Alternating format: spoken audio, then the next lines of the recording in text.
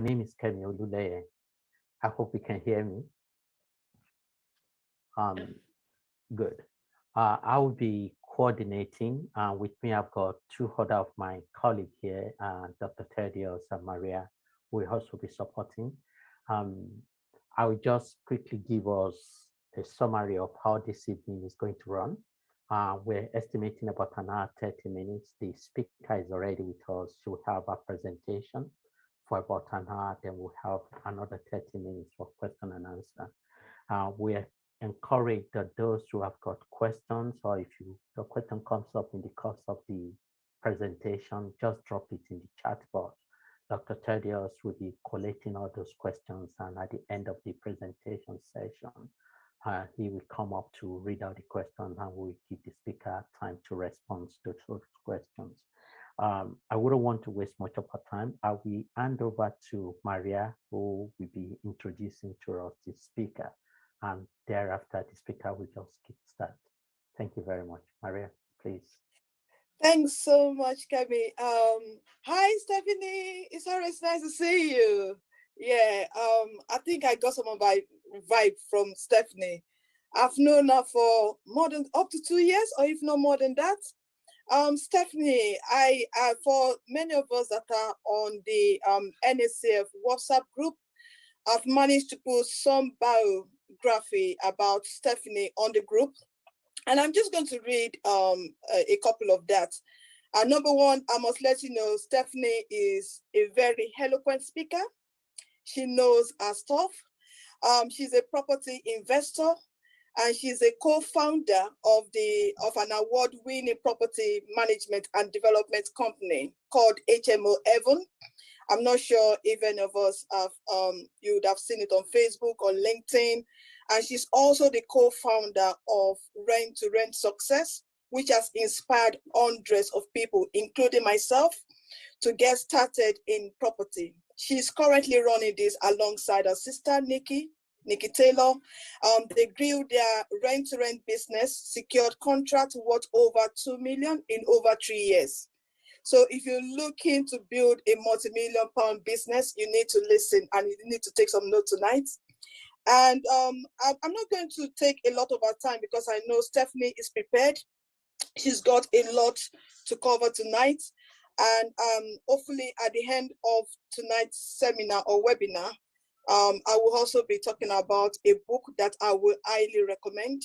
But I will leave that to the end of the webinar. She's the author of that #1 best-selling book, Rent to Rent Success, and she hosts a couple of broadcasts. And for some of us that are on Clubhouse, she's someone you want to connect to as well. Using our Nigerian terminology, I would say she's a guru in this area, and she's one of the big guns in the area of property investment. And it's such a privilege to have you, Stephanie, with us tonight. I mean, I can go on and talk about Stephanie, but I will pass on I'll hand over to Stephanie to do what she knows how to do best. And like Kemi said, please, if you have any question, please put it in the chat, and we will be catering for that at the end of Stephanie's talk tonight. Thanks, Stephanie. Thank you for joining us. Thank you. Brilliant. Well, thanks, Kemi. Thanks, Maria. And it's been amazing getting to know you, Maria, over the last 2 years. Your energy is just so exciting and inspiring. And it did not surprise me when you were successful so soon. And basically, the landlords fell in love with Maria because you don't really have any choice.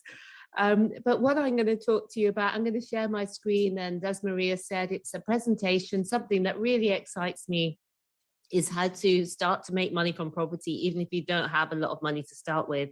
And as Maria said, you can do it without even buying the properties. This kind of blew my mind when I found out about it. I was already in my 40s, but it's so exciting to see so many young people who are coming into this, you know, decades before we did, and really building themselves up. And, you know, in particular, people from African and Caribbean backgrounds, the property ownership is very low, 36% compared with 63% for people from a white background in this country. And so I think building up, making money from property, and then going on to buy your own properties as investment assets is so important. And that's what we're going to be talking about tonight. As Kemi and Maria have said, it is an interactive session, so I do want you to ask your questions. So do ask your questions in the chat, and I will answer them as we go through. Don't go away with your questions. That is what tonight is for, because you could join us here live. We really want to answer your questions. So now I'm going to share my screen and begin the presentation. Can you see my screen? Just yes, we can see. Yes, Yes, Stephanie. fabulous. Yes. It's working. It's good news. So we're here today, Rent to Rent Success, and it's all about the ethical way to make money from properties that you don't own. And today what we're going to talk about is model magic, the magic in the rent to rent model, how it works for others, how it can work for you. We're talking about mind your own business. This is how to set up your property business quickly, easily, and legally with little money, even if you don't have previous business or property experience. We're talking about magnetic marketing, how to attract the owners and agents to you, even if you're new, or even if you're shy and don't like selling. We're talking about how to make the deals and how to analyze the deals in minutes and know that they're going to work for you. And we're talking about how to manage and multiply, how to outsource and to automate to grow your profit and not your work as you grow your business. Now, I just want to take you back in time a little bit. So this is me. I'm 18 here. This is my young son, Alex. He's a grown man now. And I really struggled for a long time, both financially. And I probably would have carried on along those lines indefinitely. I did get onto my feet eventually and get a professional job. And but I was very much on the 9-to-5 basis and just, running to stand still. And it was only a phone call a few years ago in 2016. This is my mum in the middle and my sister on the right. And what happened was I was getting ready for work. I lived in Bristol, and I was going to work in Bristol at the Lloyds Bank, and I lived by the harbour side and I could walk to work.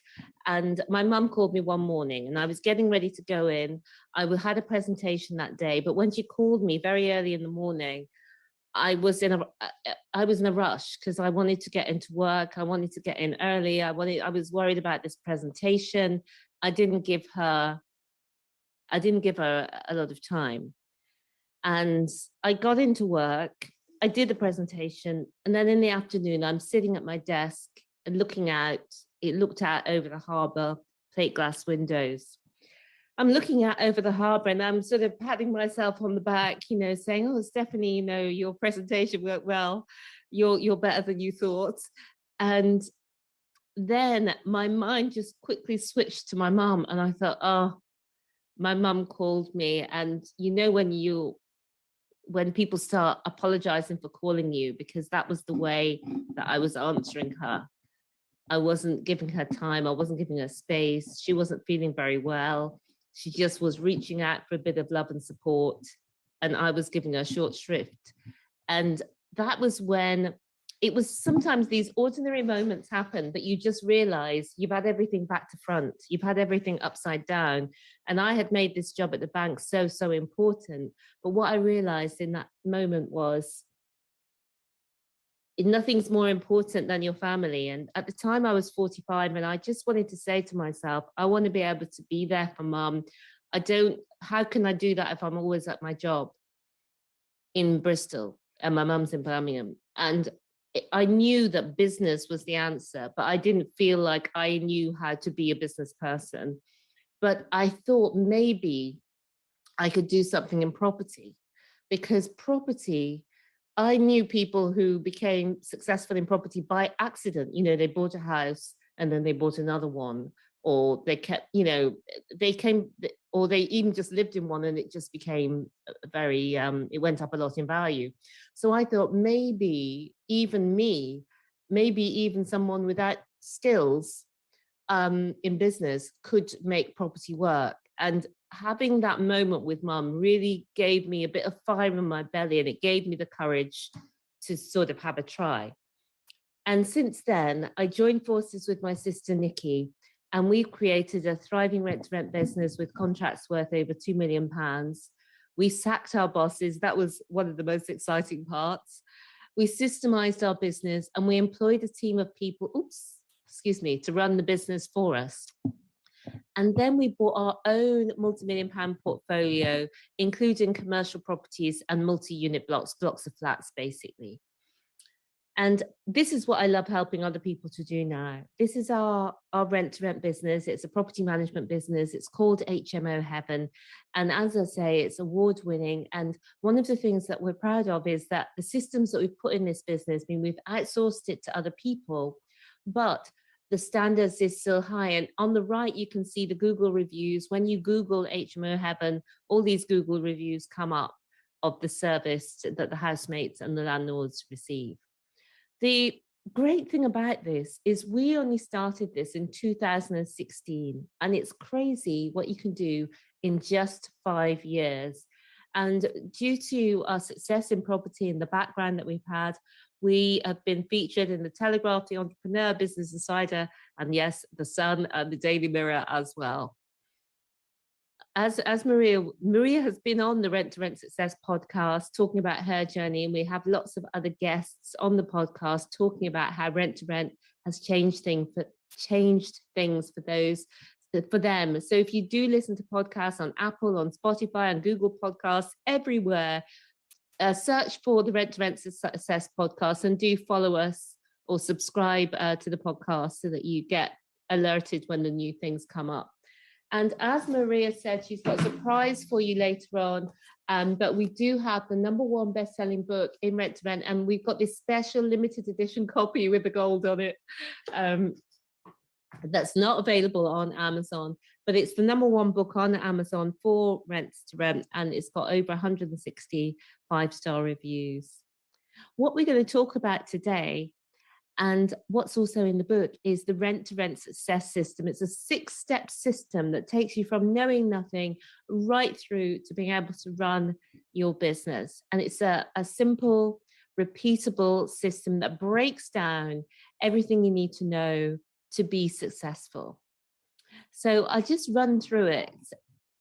What we're going to talk about today is, first of all, we're going to talk about model magic. This is how the rent model works. First of all, we need to answer the question, what is rent to rent? This may be, for some of you, the first time that you're ever hearing about this. If it's the first time for you, just put a 1 in the chat box. If this is the first time that you're hearing about rent to rent, or that you're getting a definition of rent to rent, put a #1 in the chat box so I know. Oh, yes. Oh my gosh, yes, there are quite a few people. So it's exciting. I remember when I first heard about it, you're probably rubbing your head already thinking, how is this even a thing? Yes, we've got Bishop, we've got Kemi, we've got Chi, we've got Adianju, we've got Tolu. There's so many, so thanks. Oh dear. So what is rent to rent? You rent a property. That bit's simple. You pay the owner a guaranteed rent, and you take on paying for the bills. You rent the property out to tenants for higher rent than what you're paying to the owner, and you get to keep the profit in the middle. Now, there's 3 ways to do it, but usually you're doing it by HMO. That means it's a house share, so everyone's got their own bedroom. They're sharing a bathrooms, or they may have an ensuite, and they're sharing the kitchen, a bit like a student house share. Or you can do it by service apartments. Service apartments, more like running a hotel. You've got your rooms on, you've got your properties on Airbnb, Booking.com, that sort of thing. That is more of a time-intensive business, service accommodation, whereas HMO, it's a strategy where for the time invested and the money invested, you get a really good return. And we really like the HMO, House of Multiple Occupation strategy. And that's what we teach. And it's a very powerful business model because little money is required to start. You can be profitable quickly. You've got consistent recurring cash flow, and you've got the names and addresses of your perfect customers. Those are the HMO landlords, the house share landlords, because the council has a list of them and we explain all that in the program. But because it's easy to go in, sometimes people don't do it the right way. But the way that we're talking about is an ethical way, and it's a win for the landlord, it's a win for the housemates, and it's a win for you. What you might be surprised at is how few properties you actually need to have a really good business. And so what I want to just share with you is our first 5 properties. So this is number 1. It was a 5-bed HMO. And on this one, we were making over £600 a month. That's after we pay the landlord the rent, we pay all of the bills, we account for any times the room was empty or any rooms was empty. So after all of it, we make £605 a month. This is a 4-bed. It's over £400 a month profit. This is Lanthui Road, an 8-bed, after £122 £1,222 a month. Another 5-bed, over £600 a month. And this was 5 flats in one block, and it was over £700 a month every month in profit, which is phenomenal. And remember, we haven't had to buy these properties, we're simply renting them. We're simply renting them from the owner. So after the first 5, it's £3,638 every month. But why 5 is the magic number is because after 1 year, after 1 month, after 1 year is one thing, but after 5 years, there's so much growth. Like this little baby to this little boy, so much growth. And it's the same in property. After 1 year, it's over £43,656. But after 5 years, it's over £218,000, which is incredible. And this is from 5 properties, which is not a full-time job. And people say to me, going back to the yearly amount, it's the average UK salary is 25 grand. So this is a lot more than the average UK salary. Most professionals are on more than the average UK salary, but you have to work a lot, whether you're on the average UK salary or not. Most people are working 40 hours a week, 40 years of their life. And with this, you can make a lot more money. And yes, you still get taxed, same as you do on your income, except it can be more tax efficient earning the money through a business. But you're just working part-time hours now, and you're making a lot of money on the side of your full-time job. And for some people, they use this income to leave their full-time job. Other people use this income to invest in property. So, but when you're starting, you have a lot of questions. And people often say to me, I'm not sure how this works, but in any case, it's okay for other people. But I'm too young, or I'm too old, or I'm too shy, or my accent is too strong. A lot of people, these are things that people say to me often. But I know for a fact that you are enough exactly as you are, because there are people younger than you who are successful in rent to rent, people older than you, people shyer than you, and people with accents stronger than you who just didn't let it become a barrier. Because you don't have to be great to get started, but you do have to get started to be great.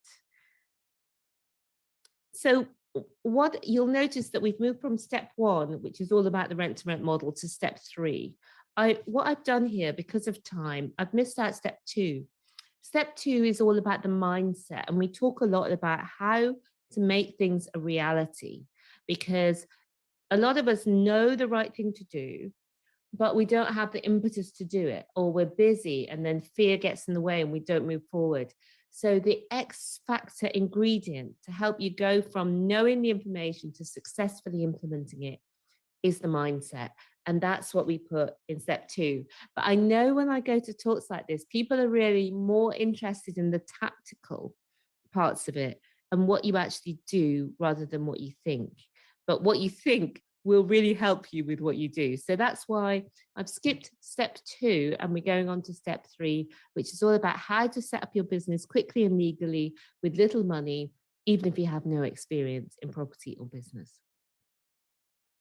So this is a really pen and paper moment because lots of people contact me and they say, I'm confused. I don't know how to set up this business. I don't know what I need to be legal and compliant.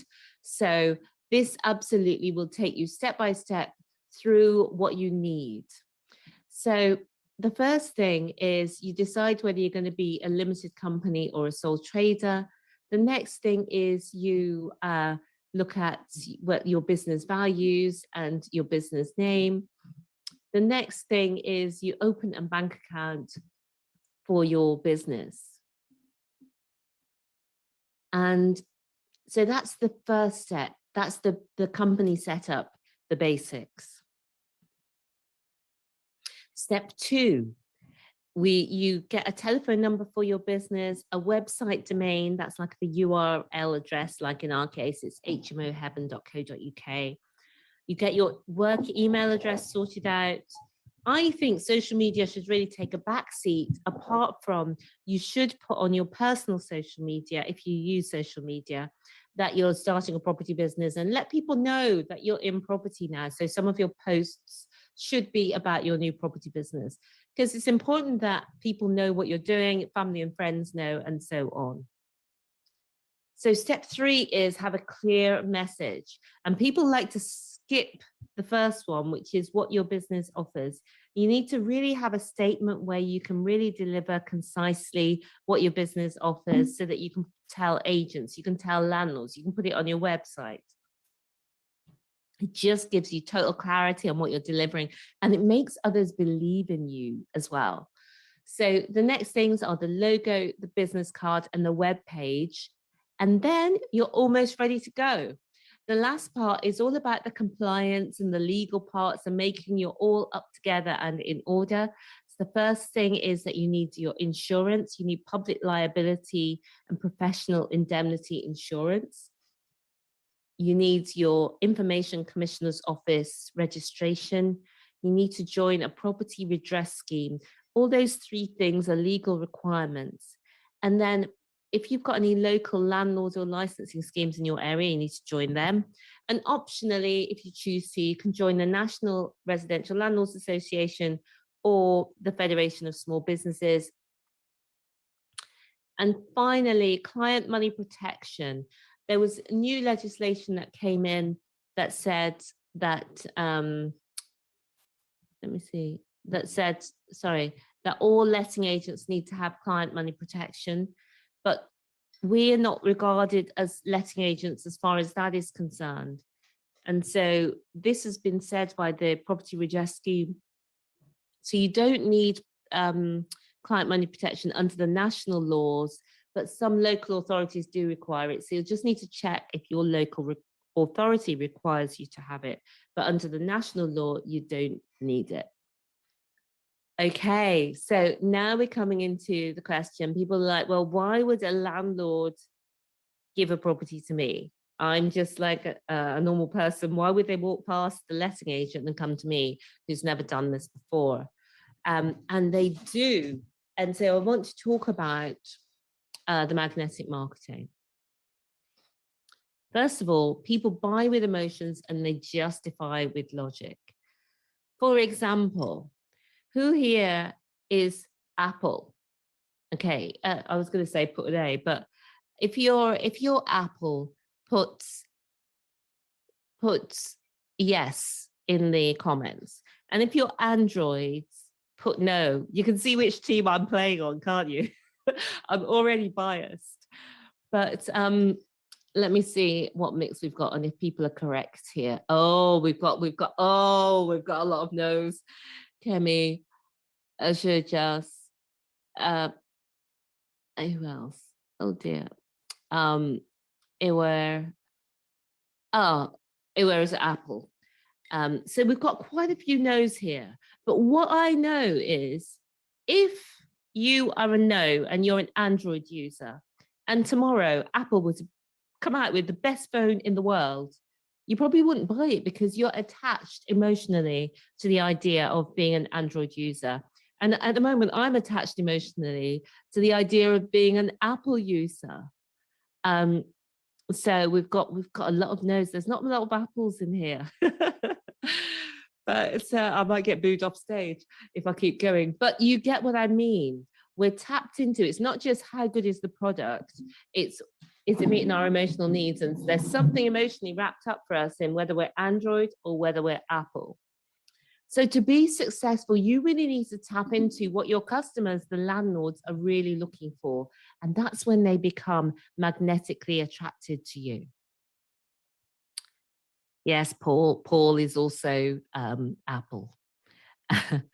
Okay, and the best strategy for getting direct to landlord deals is landlord letters. And this is the way to write magnetic marketing letters and to really enroll people so that they can emotionally connect. You start with the customer. You clearly solve your landlord's problems. You talk in the language of the landlord. And the number one aim of your letter is to inspire a landlord to call you to find out more. So you don't want to write too much. You don't want to give chapter and verse. You just want to do the things that are on this page. The letter formula is really simple. You start off with a pain point or solution statement that shows that you understand what their issues are. And then 2, you come on to the pain relief and you show that your solution delivers total relief. And here is an example. You might say, well, how do you do that? Here on screen is an example of a letter, and you will have a recording of this to be able to come back to it. And you can say that where I've got point 1, you can either have what the pains are, that the problems are, or you can have a solution statement. And here we've got a bit of both. On the left-hand side, we've got all the problems, and on the right-hand side, we've got all the solutions and why our service is amazing. So that's just to give you an example there. And we've also got a call to action. We ask people to call to get in touch. We need to let people know what we want them to do. What's the next step after they read this letter? And need to make sure that everything is in there. And when you do that, you will get landlords calling you. And Maria will be telling us about her experience a little bit later on. So one very powerful idea to take away with you, if you hate the idea of selling, is that you don't have to sell, because with our formula, you explain what you offer in the right way, and the right landlords come to you. They will call you. Moving on to topic 5. This is another area people struggle, because they say, well, will this property work? How will this property make money for me? Is this a good property? And it's how to analyze each deal in minutes and be able to do that deal with the right negotiation skills. So the biggest mistake that beginners make in rent to rent is misunderstanding the numbers. And the numbers don't lie. So how do you know if a deal stacks up? We've got the rent to rent success deal analyzer. It prompts all the costs, including all of those ones that people normally miss out. And on the next slide again, it's another pen and paper moment, because we're going to give you all of the costs to look out for, to make sure that you have that you've accounted for, because you might get those sources, or sorcerers, as I sometimes call them. You might get sources telling you that a deal works, and you need to be able to check it out for yourself before you pay a penny and make sure that it really works. So you want to make sure if they give you a if they say to you, this deal is going to cash flow over £1,000 a month, you need to make sure that it's got all of these figures in there. And after all of this, it's still going to cash flow £1,000 a month. So you need to make sure you've got in there the rent, the landlord or the agent, the gas, the electricity, the water, the council tax, the gardening, the cleaning, the contents insurance, the Wi-Fi. And although we're managing the property, or usually at the start you'll be managing the property yourself, you will have costs on spare room, etc. So you want to put an allowance for that. And we take on the costs of minor maintenance, not major. So you want to put an allowance for that. And we normally have voids are the empty rooms. They're somewhere between 0 and 1%. But also you want to make an allowance for that. And after you put all those costs in, if it's still a profitable deal, you know it's going to work for you. So what profit should you aim for? And what we do is we aim for £100 per room per month after all of the costs. And that gives you a really nice little business. You're renting the property and simply renting it out again. Finally, we're coming on to the step 6, which is all about how to outsource and automate to grow your profit and not your work. What you want is your business to go along on smooth tracks. You don't want to be running around like a headless chicken doing this and that. You want everything in order, and that's what we show you. We've done it by automating first and then outsourcing, so that now we've got a team of people who can do this for us. And that's what we show you how to do in the Kickstarter program. These are the 3 steps, the 3 pillars to easy outsourcing. You start off, first of all, with an online property management system. That's a software. You can use Arthur, GoTenant. Now there's a new one called Coho, which looks incredible. Then you move on to, you can use that and do it yourself. And then you go on to having a virtual assistant. The great thing about having a virtual assistant is you can get a virtual assistant in the UK, you can get a virtual assistant in the Philippines for as little as £3 an hour. And your virtual assistant will only work the hours, will only charge for the hours that they work, which means you can afford a virtual assistant even when you've only got maybe 1 or 2 properties, and they can do all of the online parts of it, which is a lot of it. And they can do it within your online property management software so that you can see and oversee what's doing. And then later on, when you get more properties, you can take on a team of people, or just even one person, depending. You can take on one person. Oops, sorry. Oh gosh, I'm getting a bit carried away here. What's going on? Oh dear. Just one moment. What have I done?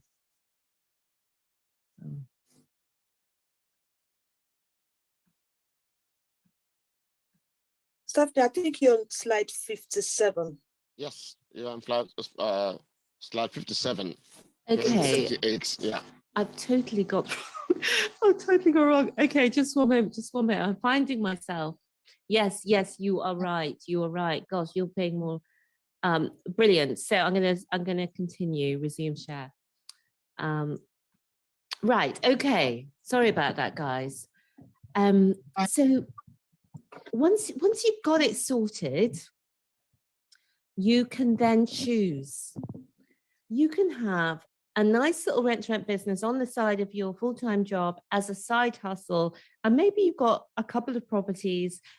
The low average for the lowest amount really for a 5-bed is £500 a month. So I've taken the lowest amount here and I've said, well, what about if somebody had 2 properties? They were making £500 a month on each one. They'd be making 12k a year. So that might be just exactly what you want, just a bit of extra money for your investments or what have you. Or you may want to go large and be a rent-to-rent rock star with over 10 properties, over 60k per year, or over 300k every 5 years. So you just lather, rinse, repeat, and you can make it as big or as small as you want it to be. So We're back here at the 6-step rent-to-rent success system, and today we've touched on 5 of them with the important points in each one, really to just kick you off and get you started. The other thing that you can do with rent-to-rent, which is very exciting, is that you can buy properties with little money. I think all of us actually want to own the own assets so that you can make money, not just only on the cash flow, but also on the capital appreciation. When the values of that property goes up, you're getting richer, you're getting wealthier, and also you can pass those assets on to your children and your children's children and so on, which is a very special thing to be able to do. And there's 2 ways. There are other ways, but there's 2 main ways that you can buy properties without having a mortgage, without having a big deposit. Basically, where you buy the properties over time, so you don't need a lot of money to get into actually owning the property. And the first one is called a lease option, and it's where you agree with the owner an option to buy a property by an agreed date for an agreed price. So you've got the option to buy, you can walk away if you want to. What that does is, say you agreed, I'll buy the property for £250,000 in 5 years' time. What that means is you can do the property up, you can rent it out, you can make money on it, but you can afford to improve it because you know in 5 years you're going to own it. In 5 years, also, the value of the property will have gone up and you'll have been making money on it all that 5 years' time. So you can save that money towards your deposit, or you can borrow money for your deposit, or you can just get a normal mortgage, or sometimes people's family and friends invest to help them to buy it. So that's a really exciting thing. And Maria has a lease option. We can talk to Maria about that in a moment. And the other one is called exchange with delayed completion. And this is where you're contracted to buy a property by an agreed date for an agreed price. The difference with the lease option is that with this one, you've made the contract to buy it, so you have to buy it. You cannot walk away. And both are transferable if it's written in the contract. So say if you would agree a lease option, but in 5 years' time, you don't want to buy it, you can sell that option to another investor and just take the money for it. So Maria, this is where I thought I would come and ask you to give your experience of having a lease option. Well, getting your first rent-to-rent deal and having a lease option. So I'm going to stop sharing temporarily, if that's okay, Maria. Yeah. Oh my God. I can't believe that is me in that picture. I think I've grown a bit bigger than that now. Yeah. You look better now. Thanks, Stephanie. This is I'm really passionate about properties. And I think it is something that right from when I was young, I've always been an avid lover of investments, including stocks and shares. And like you rightly said at the beginning of the session, I was doing buy-to-let, and then I ran out of cash, and I just felt there must be more I can do if I need to make money from properties. And that was when I came across Stephanie. Thanks for your mentorship over the years. And and just like what Stephanie said, sometimes we could tell ourselves, oh, I've got an accent, who will listen to me? Why would an estate agent listen to me? Or yes, maybe I'm too young or I'm too old. And I think those are just barriers we can get rid of. And thank God most of us on this call are children of God. We know we can deal with the fear factor. So my first rent-to-rent obviously was from a landlord. And this property was advertised on Rightmove through an estate agent, and it was an 8-bed property in London. And I remembered I walked into that property. Invariably, the landlord had a very bad experience with the previous tenant because the previous tenant vandalized the property. And so I came in there, just like Stephanie said, I just provided my strong pitch. And I assured him that, look, I'm going to look after your property. And, just also all the nice things I think the landlord wanted to hear. And I learned within few minutes, I could tell from his body language that he's beginning to gain confidence and he's beginning to believe me. I just leverage on that. And because I was really what I was going to do, I was going to look after his property. I was going to make sure this past experience becomes a thing of the past. And because the area is an Article 4 area. So Article 4 area means it's an area that you can't just turn any house into an HMO without getting the license from the council. So I did all the paperwork, got the license from the council, and it's been 3 years. And it's been growing since then. I've had the 8-bedroom property for the past 3 years now. And that was just one out of many that I've acquired since then. And the cash flow, and these are properties I don't own, I don't have mortgage on them, and yet they give me more returns than the buy-to-let I have. So yeah, so that is why I think this is a strategy. If you're trying to get on the property ladder, you're trying to make extra money somewhere or things, and like I said in our WhatsApp group, there's nothing called permanent job these days. Big companies are going through organization review, strategy review, there are redundancies out there. Contracting that used to be a lucrative business is now subject to IR35. And when companies are talking of redundancy, the first people they want to get rid of are contractors. So I think this is a good strategy that I would really encourage us to start work on. And on lease options, yes, in a couple of my properties. And I think for lease option, this is good, especially when a property is on the market for sale and at the same time is on the market for rent. That is a good signal that yes, you can go on lease options. So I've got a couple of landlords who wanted to go abroad. They have properties in the UK and they just want to sell in the future. They just want to hand it over to someone they can trust. And so I was able to leverage on 2 of my properties, got some lease options on them. And it's like I have total control over the property. And I've built confidence. I've built relationship with landlords over the years, such that even when there's an opportunity, when they have a friend that they want to, that is looking to let out this property, the first thing that comes to their mind, oh, we know someone that's been looking after our property, and they just recommend me. And I think I've acquired 3 other properties that way. So I don't know, I can go on and on, Stephanie, you know that. I love that. You've touched on all the high points. I love it. One thing you said there, Maria, you rent-to-rent properties bring more cash flow than the property you own.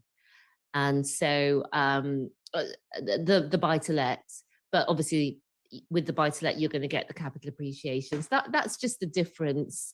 So it's nice to have both. Excuse me.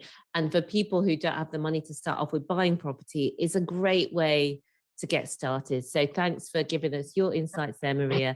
And you didn't give the line that I love that you said when you came on the podcast, which was that the landlord fell in love with you, which I think that's so true, that because I was saying earlier about the emotions, people really can see your heart when they're speaking to you. And that's how they decide who they're going to give their property to. So thanks, Maria, for that.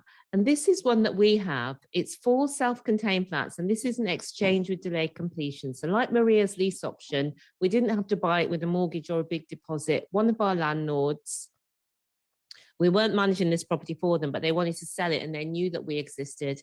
And so here's some of the before and afters from before we developed it to after we finished it. That we bought from them on an exchange with delayed completion. So I'll explain you how it worked. With the exchange with delayed completion, we agreed a date which was 5 years in the future, that we would be able to complete on this property 5 years in the future. And we agreed the price, 160K, because this is in London, obviously. And we agreed an option fee. Now the option fee can be anything from £1 to whatever you agree. And so we agreed a 10% of the price, which was £16,000. But for most people who are professional, even if 4 of you put £4,000, most people can stretch or find a way through credit cards or loans or somewhere to get the £16,000. And in your case, the option fee might be a lot less. Maria what was the option fee when you bought your, when you agreed your lease option? £1. £1. So exactly, Maria did it the right way. Maria's got her lease option where it was £1. Brilliant. And the monthly payment that we pay to the owner is £320 a month. I don't know why it's so low. We asked the owner, that's one of the negotiation skills that we teach you. What would you like us to pay you? Because if we had said it first, we would have said a lot more. The amazing thing about this exchange with delayed completion is the £16,000 that we've already paid and the £320 we're paying every month is taken off the balance. So basically, we're paying the 160K over a 5-year, well, we're paying some of the 160K over a 5-year period. And then, sorry, at the end, we're going to pay 124K. So the cash flow that we're making every month is £1,500. And over 5 years, because I like to look at everything as a 5-year block, is £90,000. But I should just explain here that because we refurbished the property and spent 60 grand, the 5-year cash flow for the first 5 years is 30 grand. But in the next 5 years and beyond, it's going to be 90 grand and more because these flats have turned out to be really popular. And so I know that we'll be able to put the rent up. So I just want to give you, as we're coming into the final few minutes, a few examples of people with rent to rent. Now you can see all of these videos that I'm showing the screenshots of on the Rent to Rent Success website. So it's rentsuccess.com, / their first name. So renttoRentSuccess.com/Maria for Maria's video. This is Lois, renttoRentSuccess.com/Lois. Lois does rent to rent in London. Lots of people ask me, does rent to rent work in London? Lots of people within Kickstarter are based in London, and yet it absolutely does work in London as well. And this is Joseph Daniels. He did rent to rent in lockdown. So he got 4 HMOs in the coronavirus lockdown in March 2020, last year. Can't believe it feels like it's so long ago, but it was last year, and he lost his job. His wife was expecting. He started the Kickstarter program. He's now got more than 4 HMOs, and he's doing really well. Absolutely lovely guy as well. And then Mark, who started up on the very first Kickstarter program that we did, and he got 4 deals in 4 months, and he's gone on to do big things. He's a host of a PIN event, and he's done many other things as well, including buying properties now. And this is Shari. She did rent to rent in her 20s. She was worried about being too young and that the letting agents wouldn't take her seriously. And she got 2 rent to rents after starting, and a cash flow of £800 per month. She was 26 when she started with us. And then we had Temi as well, who got her property within 4 weeks of starting. So all of these stories, if you want to hear it, people's own stories in their own words, and actually see them on camera, it's renttoRentSuccess.com/Temi in this case. And what I want to give to you, because we've gone over the 6-step system, but you might want to go in more depth. You might still have questions that you want answering. So we do have a free Rent to Rent Success Guide and Masterclass. And if you go to renttoRentSuccess.com/NIFES, then you will be able to see both the guide, which is a booklet, and there's also a 90-minute training masterclass where we go in more detail on some of the topics we've talked about and give more examples and really take you into our first rent to rent, before and after, and so on. So if you want more information, renttoRentSuccess.com/NIFES. Oh, I didn't know you were going to talk about this, Maria. I forgot I put it in my, but Maria's going to talk about the book and give you the surprise about that. And just to say, for those of you who like listening to books, are you going to say something, Maria? No, that's fine. Go on. Sorry. For those of you who like listening to books, we've also got the book on Audible. And on Audible, let me ask you, are you a member of Audible where you get a book every month to listen to? Put Y, and if you're not, put no. Put N. Let's see if people are or aren't. There's a few votes coming in. Oh, so Kemi is, Blessed is, Adeani's not, Sade's not, Obaje's not. Okay, well, good, because there are some no's. Because what Audible have done is that they've said that if you're not a member, they will let you have a free copy of the book on Audible. And I can see Lara saying no, Stella saying yes, Bishop saying no. So if you're not, just go to renttoRentSuccess.com/audible, right? And they will send you, and they'll give you a free copy of the book if you're not already a member of Audible. If you're already a member of Audible, they'll ask you to use your member credits to get the book. So that's a little bit extra if you're not already on Audible. So what we believe in for ourselves and what we love to share with other people is this message: believe bigger, be bolder, be a game changer. Believe bigger is the first step, because you heard me say earlier that I was very on the back foot, let's put it politely, with finances for many decades. I didn't really understand how to manage my money effectively and how to use the little money that I had to really build myself up. And the first step was to believe more was possible for me and to realize that I could take the money I have and make it into more money. And that's the first step, through property. And I was lucky that I had that little moment when, you know, when there's a moment where your brain tells you, you feel like you've been punched in the belly, and you come to a realization that was obvious to everybody, that work isn't as important as your family. And there must be another way to live. And so believe bigger is the first step. Be bolder is the second step, because the first thing that happens as soon as you decide, make that decision, I'm going to do property, I am going to do rent to rent, I'm going to make money from properties I don't own, I'm going to do it ethically. As soon as you do that, your brain is going to get scared and say, oh, but you've never done this before. Oh, but you're older. Or, oh, but you don't know about business. And you're going to be worried as well that people are going to see you, your colleagues are going to see you, certain members of your family who are critical are going to see you. What about if you fail? But we have to be bold enough to live into our dreams. We have to be bold enough to stand up for what we want, rather than for people who we don't always even care about.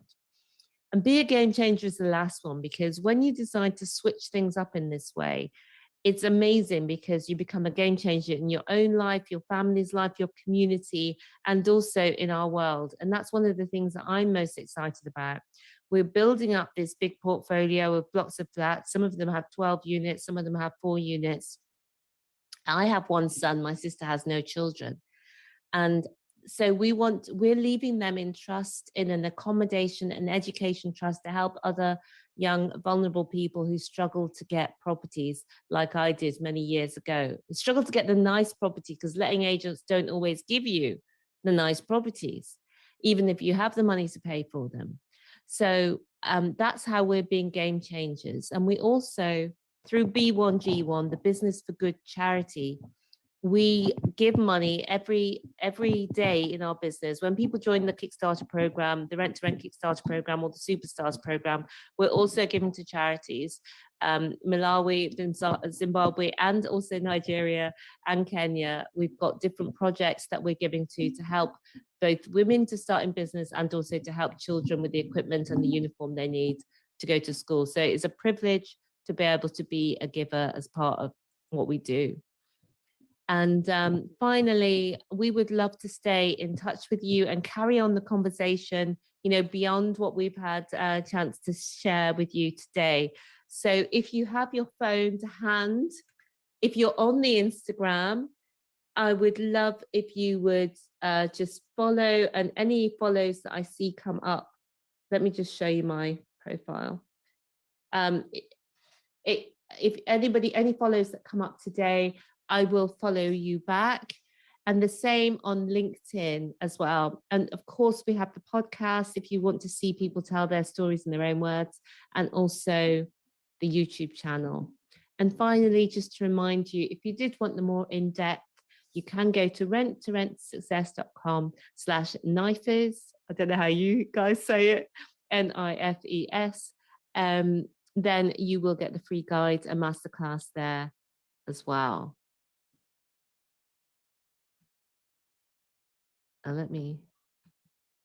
Yes, and thank you so much.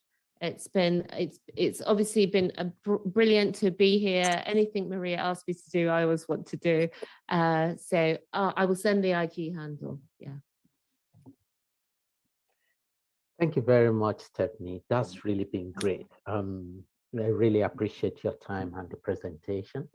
I'm going to hand over to Thaddeus, who has been collecting some of the questions that we've got.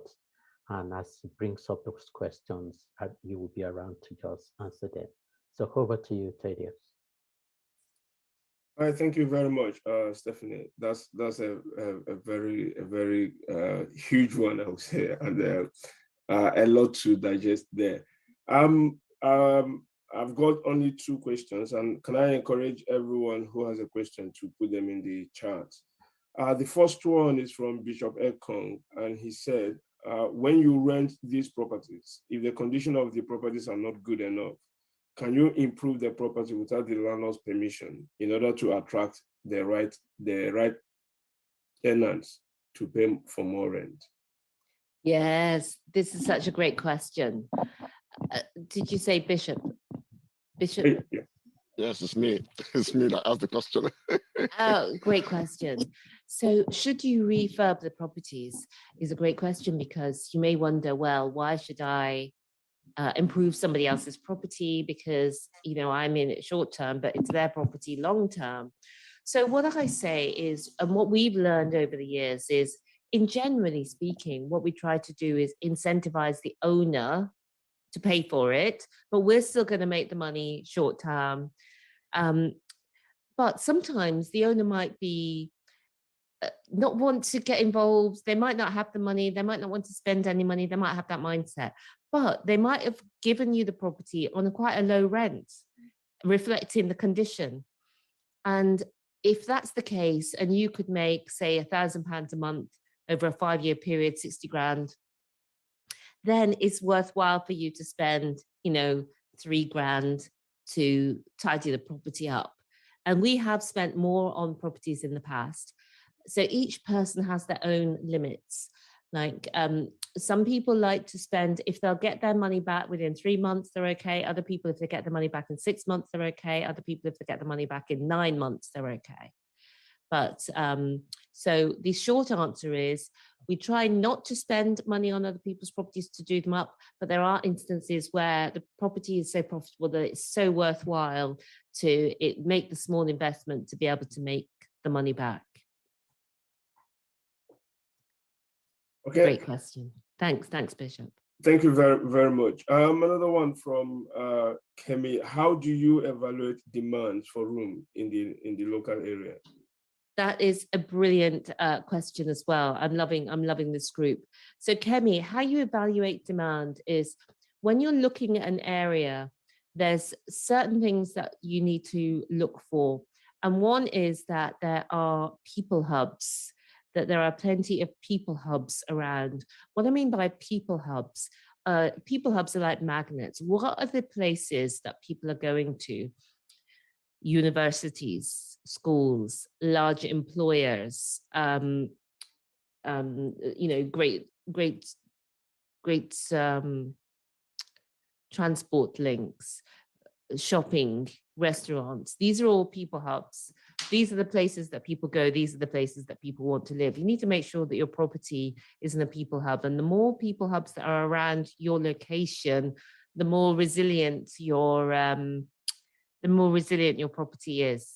Because if you only had one large employer that was near you and that large employer moves, obviously you're not going to have as much demand. But if you've got a large employer, a hospital, a university, even if you're not renting to students, all of those things push up the demand for your property. So you need to be near people hubs. You need to be in an area with the right property type. So for example, oh, you're asking me about demand. So you need people hubs, and you need, you can look on Spare Room also to check the demand by looking at the type of rooms that are available in your area, the type of rentals that they're getting, how long the properties are staying online, so that you can just sort of check out what your gut instinct is. But where I advise people to start is in areas that are known to them, either areas they live in, areas they work in, areas they grew up in. That way, you can instinctively know, is this an area that people want to live in? Is this a street that people want to live in? If I was to put this property on the market tomorrow, you kind of know, is this a good area or not, if it's an area that you know. So that just makes the whole process the first time much easier when it's an area that you are familiar with. But in short answer, Kemi, people hubs, and you also want to check on Spare Room. Thank you. Oh, you're on mute. Yeah, sorry. I think you may have answered this before, but let's see. Who takes responsibility for the maintenance of the property, repairs, etc.? Great. Who's asked that question? I think the handle is Dell. Not sure. Dell. Dell. Who that is. Okay. Oh, it might be a name of a computer, but anyway, Dell. Who takes responsibility for the repairs? Another great question. So a typical way to arrange this if you're dealing with a landlord direct, it would be that the landlord does all of the major maintenance. So that's all of the fabric of the building, plus electricity, gas, water, anything affecting those. We also add that they deal with white goods. If any, washing machine, cooker, etc. needs replacing, then that's all for the property owner, right? What we deal with is what we call minor maintenance, which is things like replacing the shower curtain, a door handle's fallen off, everything else that's not like the fabric of the building. But we also have a limit financially that we put into the contract of how much we will pay towards maintenance. Okay. Thank you very much. Another one from Ewere. Success stories. What about stories of those who rented and could not find tenants? Say that again. What stories? Okay. What about stories of those who rented but could not find Ewere, but she called it, or he called it something stories. Success. He started with success stories. Then sources stories. Success. Oh, success stories. Yeah. And then what about those who are not so successful? Yeah, what about those who are not so successful? Okay, Ewere. Yeah, great question. So basically, this is the number one concern of people. Exactly that. What about if I rent this property? Oh, yeah. And then I can't find tenants and I'm paying out. So what I want to explain is that when you take on the property, you will have a contract, and the contract that we use, you can find out more about it at renttoRentSuccess.com/contracts blog. But the contracts that we use has a one-way break clause, and what that means is that you can give notice, but they can't. And the reason is just for that reason that you've just said. But basically what we show you is how to identify the area, how to identify the property, how to identify the specific deal and know how much rent you can pay and still be profitable, and know that you will get demand for the property, etc. So, but if somebody, for example, didn't know about all of those things that we teach you, and they got into a deal and they couldn't rent it out, then they can negotiate and give the property back. Because for the landlord or for the letting agent, the nightmare scenario is this, that you stay in the property and don't pay them any rent, right? It's not a nightmare for them if you say, actually, I want to give the property back in 1 month's time or 2 months' time. I've paid up to date, here's everything, here's the keys, goodbye.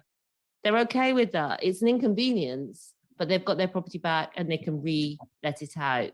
So you can do it by negotiation, you can do it by invoking the break clause. So this is what I want to say. As long as you are upstanding and you're honest and you're ethical in how you deal with people, it's not like you sign up for 3 to 5 years and you stick to that, even if no tenants are coming in and you're going to pay 3 to 5 months rent. The other thing that I say is usually it's not the case that you can't find tenants. Sometimes at the right price, every property will go. So you just have to think about those issues. There's usually a way to solve the problem. And I think if you get somebody experienced to help you, then there's usually a way for you to be able to fill your rooms. We've never had that problem where we've had a property and we've had to give it back because we can't find tenants for it. Can I also add very quickly to that, Stephanie? And I need to add to that, Ewere, is because the demand is high right now and the supply is less. For example, today I got 4 people chasing me for just 1 room and had to make the difficult decision to reject so many people. So the demand is there. I think the key thing is making sure that that property is close to amenities, close to a station, close to schools, hospitals, and I mean, close to people hub, like Stephanie said. The demand is there. The supply is really, really short, really. Can you say that? Yeah. Okay, thank you very much. I think we're having more and more questions, and I'll try to pick everyone. This one from Yemi, and it says, are you legally required to tell the landlord before renting out their properties? Yeah, unfortunately. No, I'm only joking. But yeah, we do a contract with the landlord. It's just so it's all above board. And, you know, everybody's happy with the situation. Yeah. Sorry, a follow-up to that, Stephanie, please. So when you got the property from the landlord, they already know that it is rent to rent. Yes. Okay. So are you saying that even though you've agreed with them on the terms of rent to rent, whenever you're giving the house to another tenant, you still need to tell them? Oh, no. Sorry. No, you don't need to tell them when you're giving out the house to tenants. Oh. What I mean to say is you sign the contract with the landlord to say, can I rent your property, please? And I'm going to rent it out to other people. And they sign the contract and you sign the contract, and that's all nice. And then when you invite the tenants in to move in, you don't go back and tell them. Okay. Thank you very much. Another question from Ewere. How does the location of the property affect this business? Must it be close to a university? I think you've answered that by saying close to People's Hub. Yeah, or you want to add more to that? No, I just think, as Maria said as well, it's just got to be with property, it's location. Be where people want to be. Okay, thank you very much. One from Chidi. When you have more voids than occupancy, how do you manage that? That's a great question as well. And it's very similar to Awere's question, what do you do if you can't find tenants? I think when there's a process.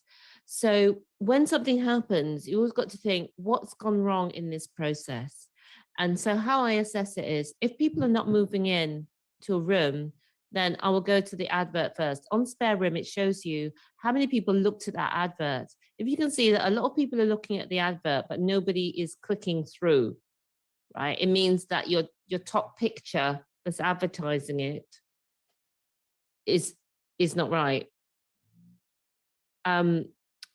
If people are clicking on it, but they're not booking a viewing, it means either the price or the other pictures are not correct, are not attractive. So when people click through and find out more information, whatever's there, that's not working.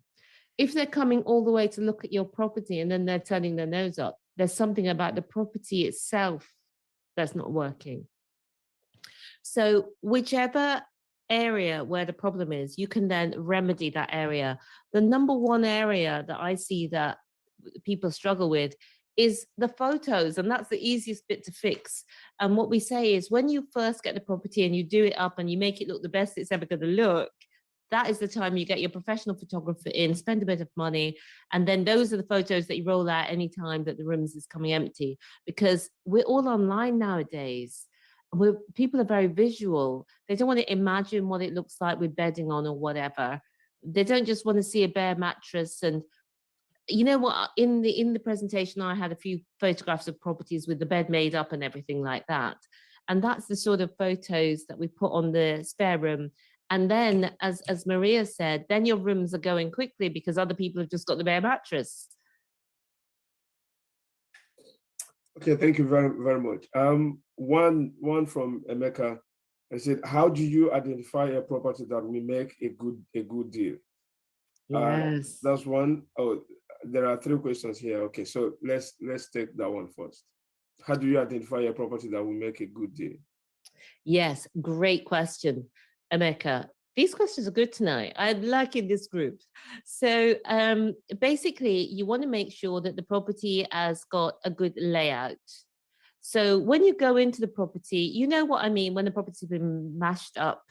And remember, with student lets and everybody knew each other, sometimes you could have a pokey little property and 4 students would share it and that would be fine, but you can't really have 4 strangers or 5 strangers in somewhere that feels a little bit pokey. So when you go in, does it feel like a nice house? Is the layout good for 5 or more strangers sharing?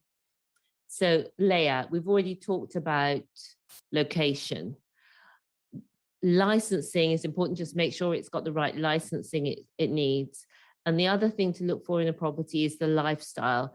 If you are renting to contractors, like people who are just coming to the area, working Monday to Friday, then going home somewhere else, then all they want to do is put their head down at night and go to sleep. So they just want parking and somewhere quiet.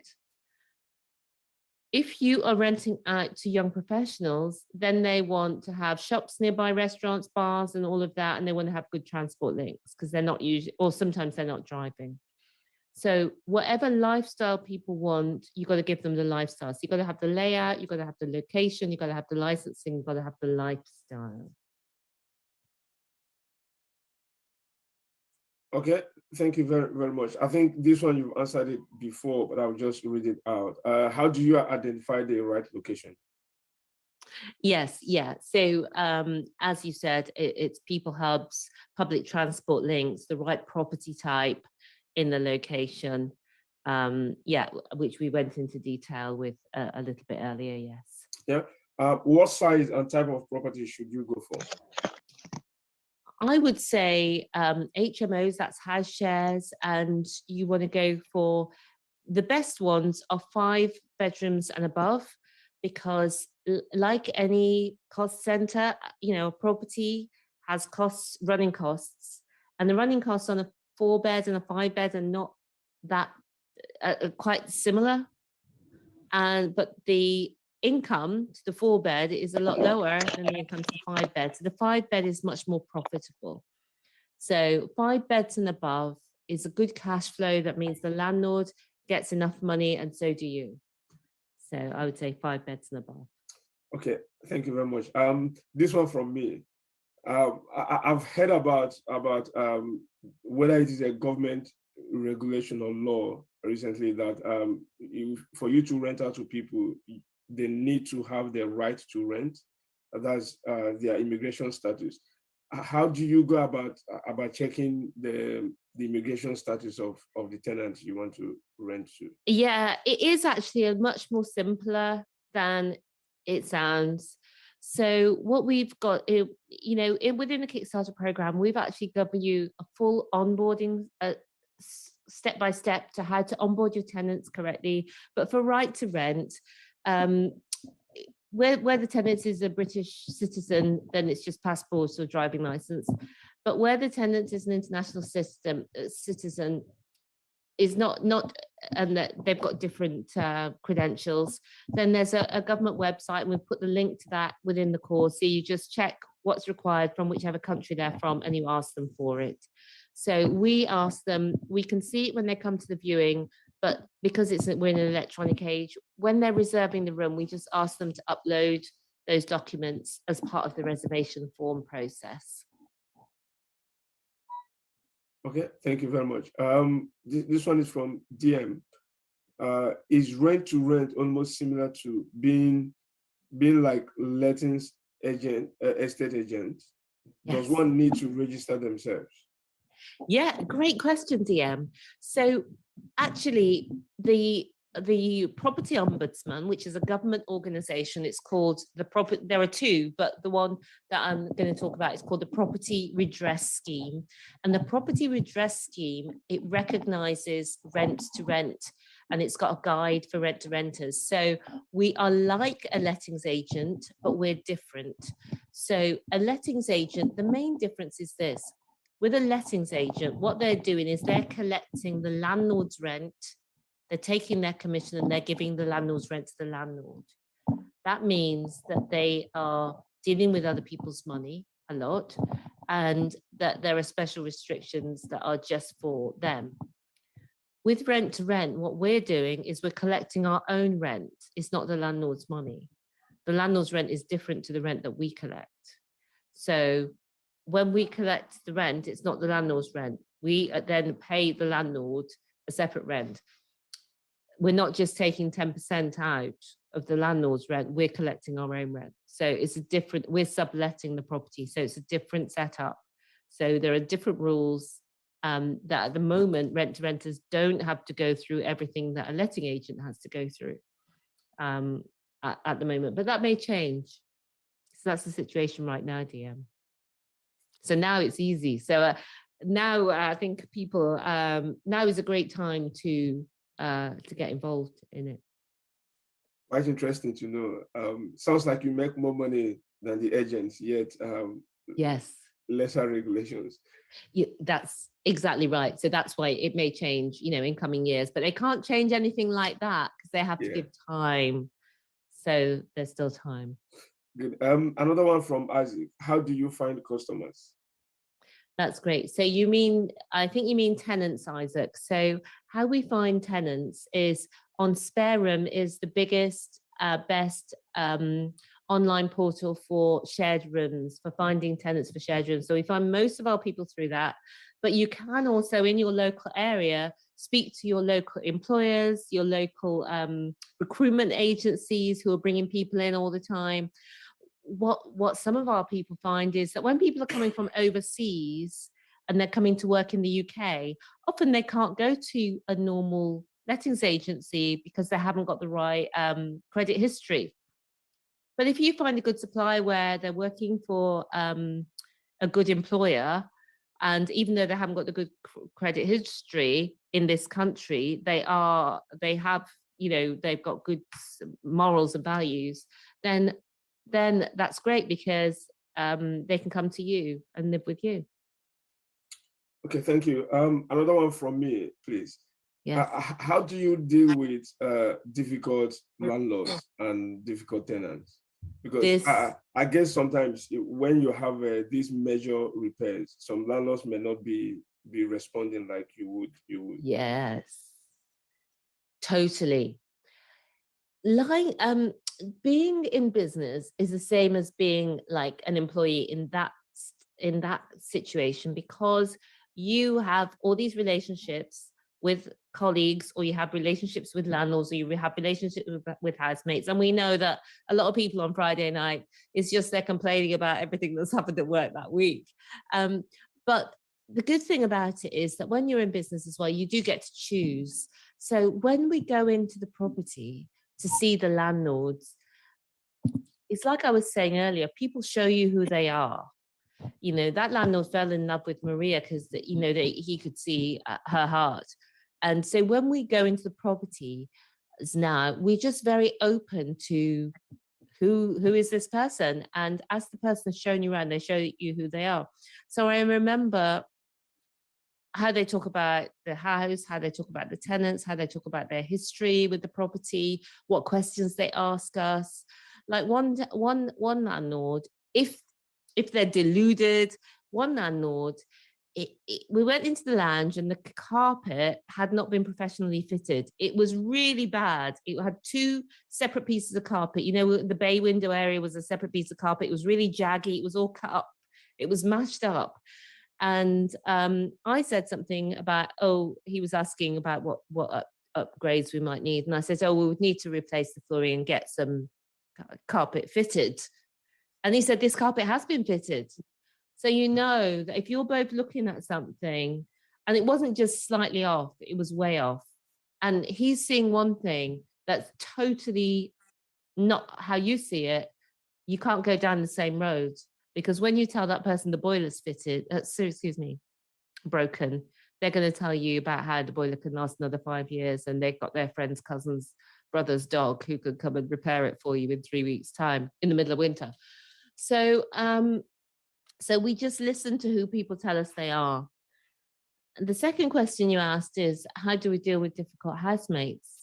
So part one is on the viewings, we've realized, and there's 5 red flags with tenants. Some of them are that it's hard to get the information from them. And the other ones are when you meet them, they on the first date, at the viewing, you're both putting your best foot forward and all you want them to be is friendly and professional. That's it. They should also seem interested in the room and the property and in speaking to you. Now, if they can't do those things, like they seem disinterested in, they can't really relate, they've got some sort of, being a little bit nervous is fine, but to be in a house share, you have to be able to get on with people. So when people show up and they're on the viewing with you, they're never going to be better than that. So if they can't manage it and they're not considerate, or you get any red flags or alarm bells, then that's a no, because people show you who they are. Okay, thank you very much. From DM, I may have missed this one, but how and where do you identify landlords?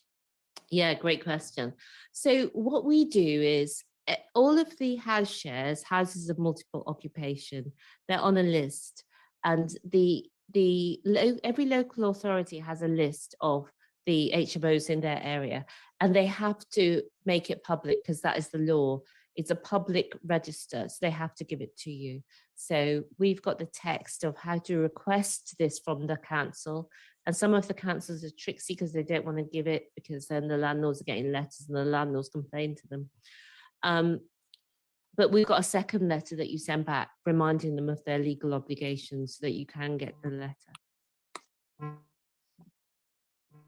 So that's one way, and you can track them online by going on portals like Open Rent and Spare Room and Gumtree to say, hey, you've got a property, Mr. Landlord, do you want to give it to me, or Mrs. Landlord?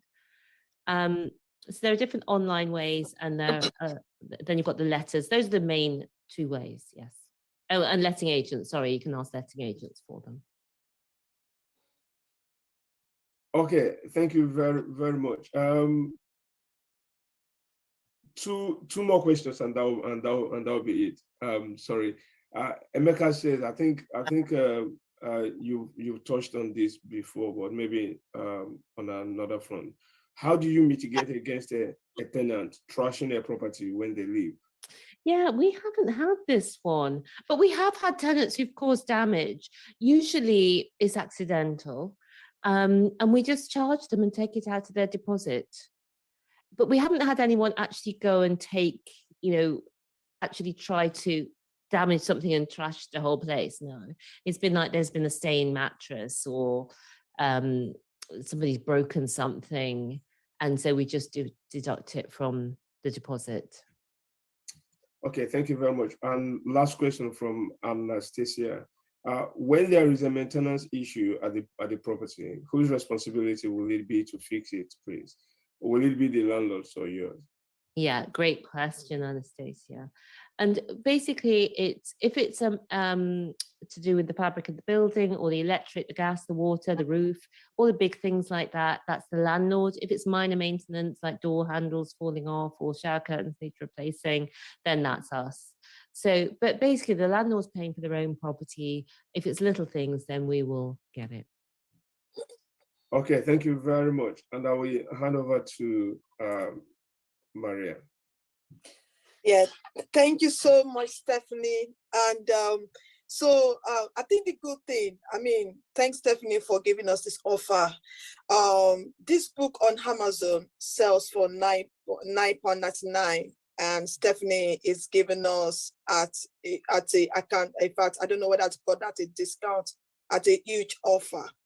And I don't want, I believe most of us on this call are not part of those this cottage that says that Black people, if you want to have something from a Black man, just put it in a book. We are not that kind of people. Oh. So I want to really encourage us to get our hands on this book. I think we're going to give it out at a discount. We're just going to take maybe 49 pence out of it, offer it to us at £9.50. If you're interested, we only have very few copies. Just put it on the chat, send a message to Oyiye or Kemi on the Zoom call, and then put your mobile number in there, and we'll give you the account details that you'll be sending this book on this money to. And also, someone just corrected, we are not Black. Okay, brown skin. Okay, so what, and every proceed that comes from this book will be going towards our charity, NIFES. This is a Christian body that sponsors students body in Nigeria, the Christian Student Fellowship in Nigeria. Every proceed from this book will be going towards that. So please, I want to encourage us, let's get this book. All the questions we have, I can tell you, time will fail us to get Stephanie to answer all the questions, but we can get a lot of this information in the book. And Stephanie has gladly given us the free masterclass as well, which I really want to encourage us to go on there and take on the free training materials. So please send it. Please put in your mobile number or your details on Zoom so that people can reach out to you. It's going to be first come, first serve. We have very limited copies. Please get to us, and so that we can start. Thanks, Stephanie, for that. And yes, please, Broye, put your details on the Zoom. Let people contact you. Put in your name, your telephone number, and if possible, put your address. We'll post this book across to you. First come, first serve. We have very limited copies. Thank you so much, Stephanie. You know, I cannot say thank you enough. Thank you for your time. This is, I'm sure, I echo what everybody has said on the call. We say a big thank you. Thank you for making the time to talk to us about rent to rent. Thank you so much. Well, Kemi. Thanks, Maria. Thanks, Kemi. Thanks, Onye. It's been great joining you. I've really loved it, and it's been a privilege. So thanks. I hope it's been useful. And if anybody has any questions, you know, later on, I'm available on Insta and other places. Thank you very much, Stephanie. It's really been a great evening and very enlightening, to say the least. I'm sure quite a lot of us have learned something great tonight. And the webinar is recorded, and we'll be sharing the link so that people can go back and refresh